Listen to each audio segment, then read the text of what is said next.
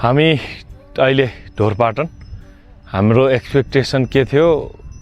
बुकीपाटनको video हेऱ्यो हामीले त्यही नै ढोरपाटन हो भन्ने सोचे बुकीपाटन भनेको चाहिँ यहाँबाट झन्डै 2-3 घण्टा हिँडेर माथि जानु पर्दो रहेछ बाइक भनेको यही तल ढोरपाटनको जुन गाउँ छ त्यहाँसम्म मात्र आउँदो रहेछ अब यहाँ आएर एक्सपेक्टेसन भर्सेस रियालिटी भन्न नि मिल्दैन यसलाई अब हामीले बुकेपाटनको भिडियो हेऱ्यौँ बुकेपाटन त सायद अब सुन्दर नै थियो होला हैन यो सुन्दर छैन भन्न खोजेको हैन यो राम्रो छ धेरै राम्रो छ तर 600 किलोमिटर हैन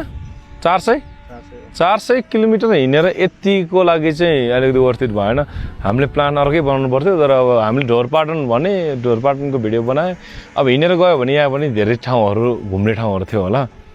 तर अब अलिकति हिँड्न नसक्ने अवस्थामा छौँ हामी त्यही यही हो ढोरपाटन तपाईँहरू देख्न सक्नुहुन्छ अब यो रोपेको नि हैन रे आफै फुलेको रे राम्रो राम्रो फुलहरू छ हामीले हिजो बेलुका 8 बजे 7 बजे 7:30 बजेतिर आइपुगेको थियौँ अनि यहाँ आयौँ खानासानाको कार्यक्रमहरू भ्यायौँ